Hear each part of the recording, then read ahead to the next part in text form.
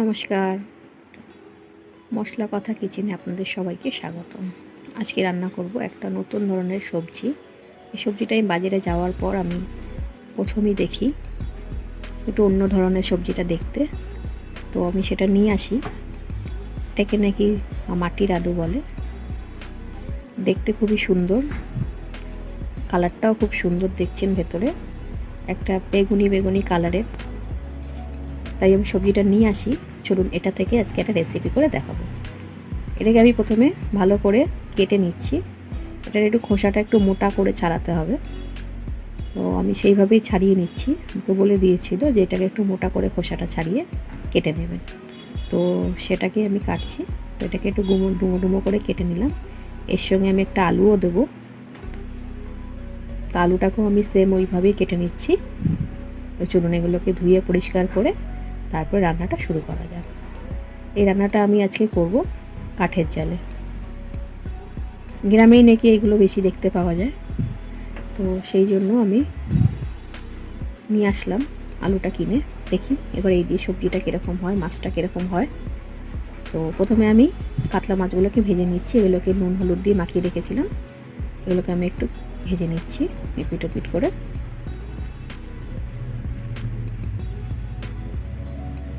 কাতলা মাছগুলোকে আমি উল্টে পাল্টে একটু ভেজে নেব।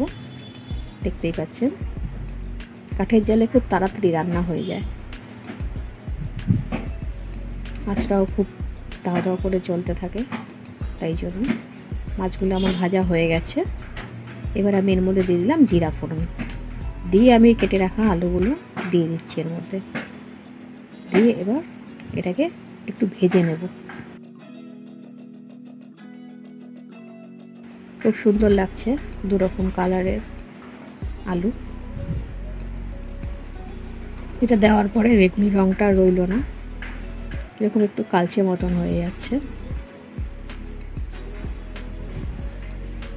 দিয়ে দিলাম নুন, এখানে পরিমাণ মতনই নুনটা দেবেন যতটা দরকার। এরপরে দিয়ে দিচ্ছি আদা রসুন বাটা,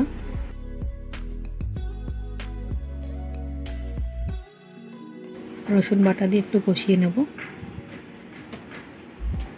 আমি এটাতে পেঁয়াজ ব্যবহার করি না। এরপর রান্নাটা দিয়ে দেবো জিরার গুঁড়ো চামচ করে, আর দিয়ে দিচ্ছি ঝাল লঙ্কার গুঁড়ো, আর দিলাম হলুদ। এবার এই সব মশলাটা দিয়ে একটু ভালো করে কষিয়ে রান্না করে নেব। এবার একটু করে জল দিয়ে, যেহেতু এটা কাঠের জালে রান্না করছি, তো এটা একটু নিচে লেগেও যেতে যাচ্ছে, যেহেতু আগুনটা খুব তাড়াতাড়ি উঠছে। এটা আস্তে আস্তে একটু জল দিয়ে কষিয়ে কষিয়ে রান্নাটা করব। অল্প অল্প করে জল দিয়ে দিচ্ছি, তাই যাতে রান্নাটা নিচে লেগে না যায়।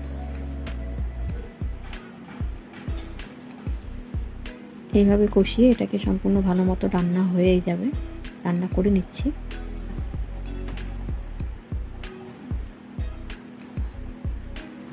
যেমন খুব সুন্দর হয়ে গেছে কষানোটা,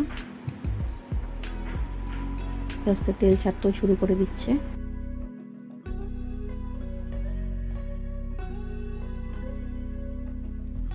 এইভাবে আমি রান্নাটা হয়ে যাওয়ার পর এর মধ্যে সেদ্ধ করার জন্য দিয়ে দিলাম খানিকটা জল। জল দিয়ে আলুটাকে সেদ্ধ করে নেব।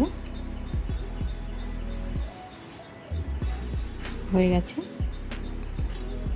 মিনিট পাঁচেক পরে আমি রান্নাটা খুলে দেখলাম যে রান্নাটা হয়ে গেছে, আলুগুলো সেদ্ধ হয়ে গেছে প্রায় 90%। এবার এই অবস্থায় মাছটা দিয়ে দেবো। মাছটা দিয়ে আমি আরও 10 মিনিটের মতন ফুটিয়ে নেব।